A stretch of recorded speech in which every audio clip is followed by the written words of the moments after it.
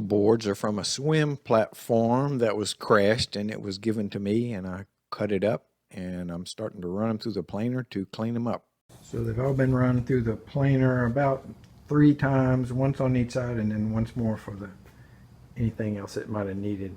My goal was a 3-foot wide little platform to put the barbecue pit on, and none of these were 3 feet long, so I just kind of stuck them together butcher block style, covered my workbench with plastic, and started spreading epoxy, and we glued them all together.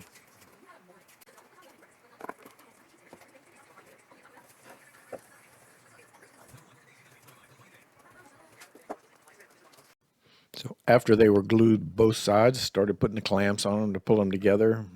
Took the hammer and tapped the ends to make sure that the butt joints were relatively tight, and beat on the top of them a lot with the hammer because they all had a bow in them from being on that swim platform. They were originally had a pretty good arch to them, but just couldn't get them perfect, but we got them pretty straight.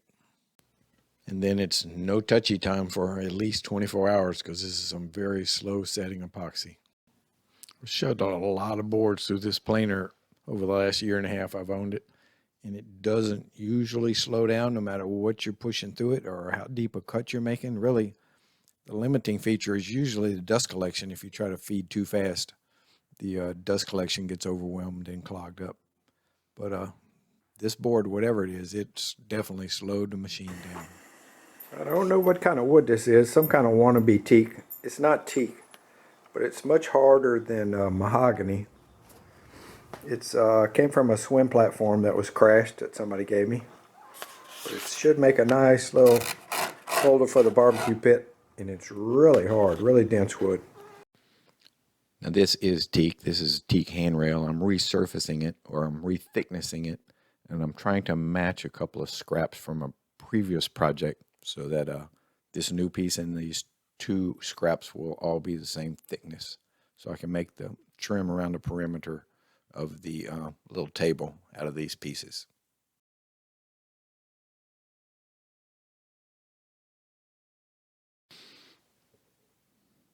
To make these pieces ready for an edge, I had to rip them a little bit. They're kind of tall, and then I cut a rabbet to fit around the tabletop, and on the 2 little end pieces I cut a little decorative curve. And when I glued them, the end pieces, I only glued about a third of it so that the tabletop could move a little bit without splitting, and the other part is just going to float, and if it wants to get loose one day, I can put a screw with an oversized hole. But you don't want to glue wood cross-grain like that, especially wood exposed to different moisture contents, because it'll cause trouble. So after this trim was epoxied on and the screw holes plugged and it was sanded clean, I had to decide whether or not to put a finish on it. I often don't like to put a finish on exterior teak because then you just have to keep on forever. But being a cooking surface and probably going to get grease splattered, I just thought that it should have some kind of finish, so then you go between varnish and oil, and I wasn't sure, but I think this will be stored out of the sun, so I think oil should last pretty well, so we went with it. These were some little aluminum legs. They were supporting tables on the houseboat over the air conditioners, over the roof-mounted air conditioners. I hung on to them, and I think they will make good supports for the barbecue table. This little flange could be mounted to the bottom of the table, maybe with a brace, and this square aluminum could be either attached or go through the aluminum handrail on the front of the boat. The problem is these rusty screws, set screws. I tried a while back to get one out and I couldn't. But I'm going to try again. It's kind of important. I guess I could drill them out, but it'd make a mess.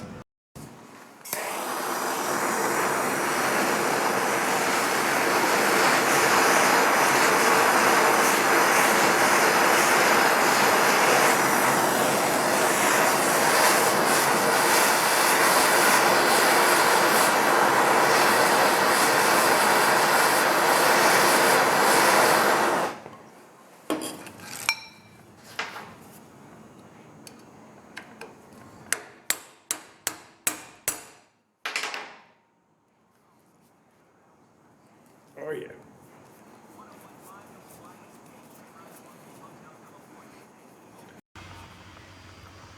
So the original plan was to mount a pit on the outside of this handrail, close to this door where it'd be easy to get in and out, and it would hang over the water.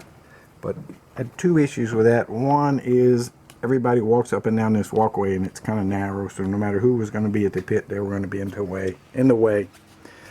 And two, the handrail is basically flush with the rub rail. In docking this big old beast, you rely on that rub rail, so I figured any kind of bracket I attached had a pretty good chance of getting ripped off at one point or another. This is our little barbecue pit. It is it's bigger than a typical marine unit, but it's not as big as like a home unit. I think it's just right.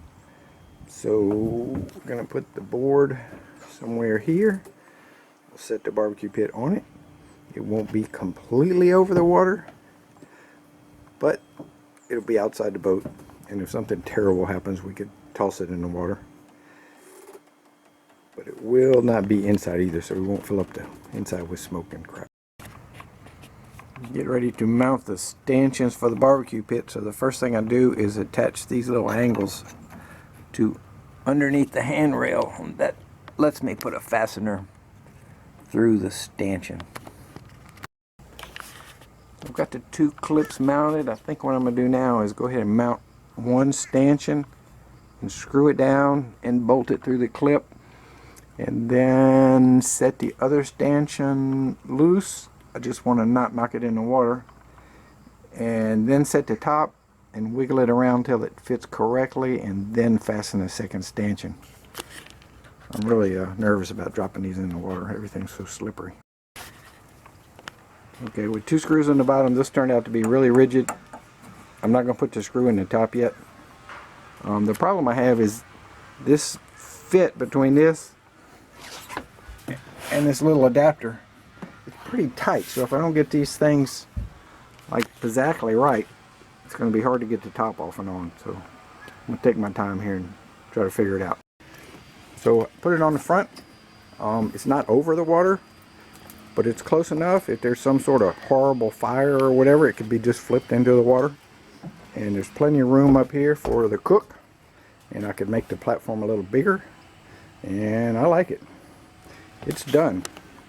Got a new little barbecue pit, bigger than a standard stainless steel marine pit, but you know, it's a good size for a boat.